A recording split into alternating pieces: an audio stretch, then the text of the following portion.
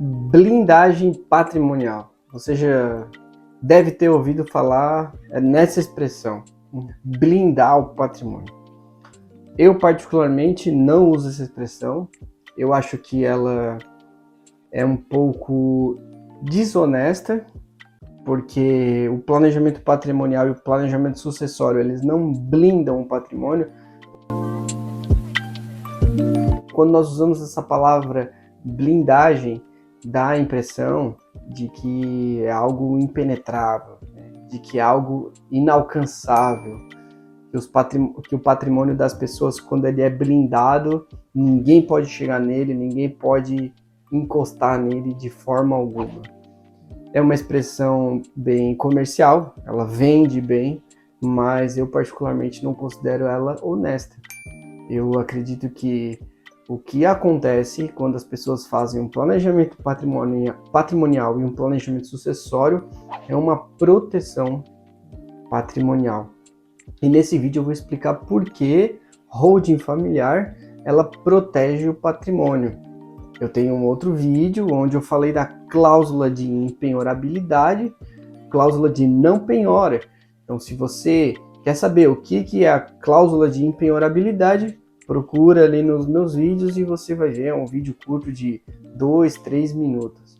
Mas hoje eu quero falar sobre outro aspecto da proteção patrimonial que existe dentro da holding familiar. Essa proteção patrimonial, ela já existia há um tempo atrás pelo Código Civil, mas através da Lei da Liberdade Econômica de 2019, isso se tornou mais robusta, essa proteção patrimonial. Tanto que muitas pessoas vendem como blindagem, como eu falei no começo do vídeo. Mas a proteção se tornou mais robusta, porque se tornou mais difícil de pessoas, no caso credores, acessarem o patrimônio que está dentro da holding familiar. Então, tudo começa com o artigo 49A, parágrafo único do Código Civil. Artigo 49A, parágrafo único, que diz que patrimônio da pessoa jurídica é uma coisa e patrimônio da pessoa física é outra coisa. São coisas separadas. Uma coisa é o patrimônio da empresa, outra coisa é o patrimônio da pessoa física. Então, se eu sou um empresário, uma coisa é o patrimônio que está no meu nome, no meu CPF. Agora, se eu sou um empresário e eu tenho uma empresa, outra coisa é o patrimônio da empresa, que não é meu, é da empresa, é do CNPJ. Então, lá no parágrafo único do artigo 49A do Código Civil, ficou bem estabelecida essa distinção. No artigo, então, 50 do Código Civil, que já existia, que trata da desconsideração da personalidade jurídica, esse artigo 50, ele também foi alterado pela Lei da Liberdade Econômica. O que é desconsideração da personalidade jurídica? Por exemplo, quando uma empresa ela tem dívidas, ou quando um sócio tem dívidas, daí no caso é a desconsideração inversa da personalidade jurídica, mas primeiro eu vou falar o que é a personalidade jurídica. Personalidade jurídica é a natureza jurídica de uma empresa, da sua personalidade. Como eu falei, são coisas separadas, a pessoa física e a pessoa jurídica. Então, a personalidade jurídica é o CNPJ, é a pessoa jurídica como uma pessoa, realmente. Então, a personalidade jurídica é essa capacidade, é essa condição de a empresa ser um ente separado de seus sócios. E o artigo 50 do Código Civil traz a previsão de quando a personalidade jurídica ela é desconsiderada, ou seja, ela é descaracterizada. Quando, então, uma dívida da empresa pode ser cobrada no patrimônio dos sócios, da pessoa física, ou da forma inversa também, quando uma dívida dos sócios pode ser cobrado através do patrimônio da empresa.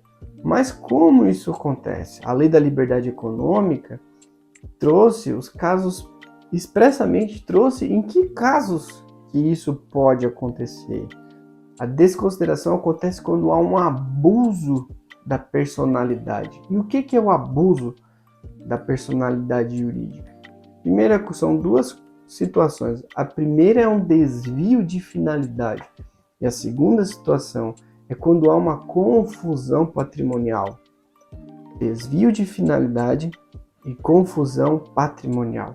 Então, a própria lei da liberdade econômica tratou de definir lá no artigo 50 do Código Civil o que é isso, o que é um desvio de finalidade, o que é uma confusão patrimonial. Então, o desvio de finalidade é quando a empresa ela é constituída e quando ela é utilizada para lesar credores, ou seja, para dar golpe, e quando ela é utilizada para atos ilícitos. Então, isso é o desvio de finalidade. Porque qual é a finalidade de uma empresa? A finalidade de uma empresa é movimentar a economia, gerar emprego, basicamente isso.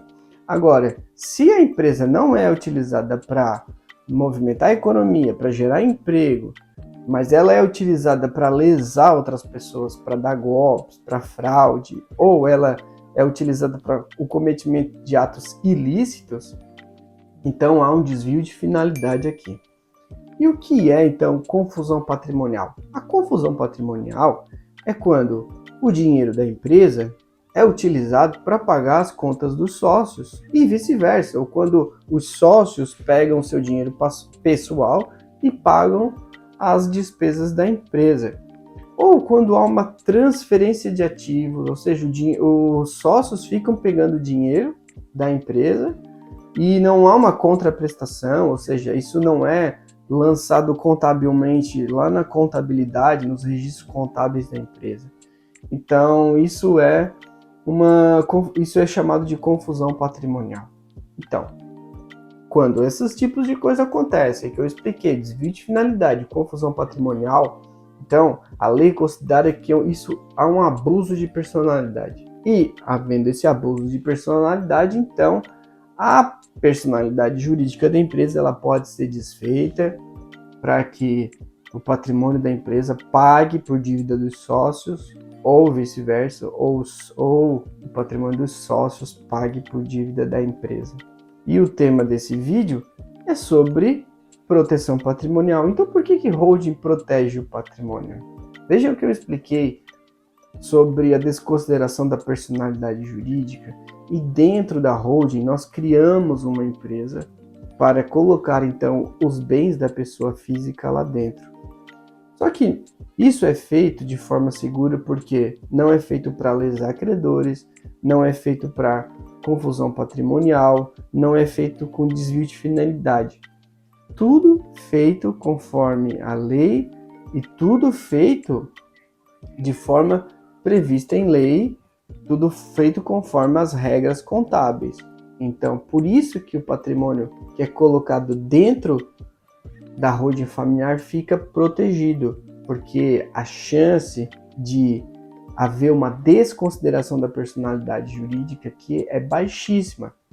Só quando a família que faz a holding familiar, ela começa a abusar dessa personalidade nos casos que eu já citei aqui nesse vídeo. Se a família faz isso depois que constitui uma holding familiar, aí sim, aí o seu patrimônio fica vulnerável. E é justamente por isso que eu não gosto de usar a palavra blindagem, porque se a família faz a holding familiar, mas não segue as regras contábeis, não segue a legislação depois, na administração dessa holding, então esse patrimônio que essa proteção que a holding familiar deu, essa proteção cai. E o patrimônio fica desprotegido, fica sujeito a uma desconsideração da personalidade jurídica. É por isso que eu chamo de proteção patrimonial e não blindagem patrimonial. Por isso é muito importante que o planejamento sucessório, a criação de uma holding familiar seja realizado por um profissional que conhece do assunto, que sabe fazer isso, que entende a legislação entende quais são as regras de proteção, as regras de transferência do patrimônio, obediência à legislação tributária e também às regras contábeis. Muito importante quando você for fazer a sua holding familiar, buscar um profissional que tenha esse conhecimento, assim seu patrimônio fica muito protegido, fica bem protegido, sem nenhum tipo de risco. Compartilhe esse vídeo, se tiver dúvidas, coloque ali nos comentários, se inscreva no canal, curta o vídeo, ajude o canal a crescer. Muito obrigado.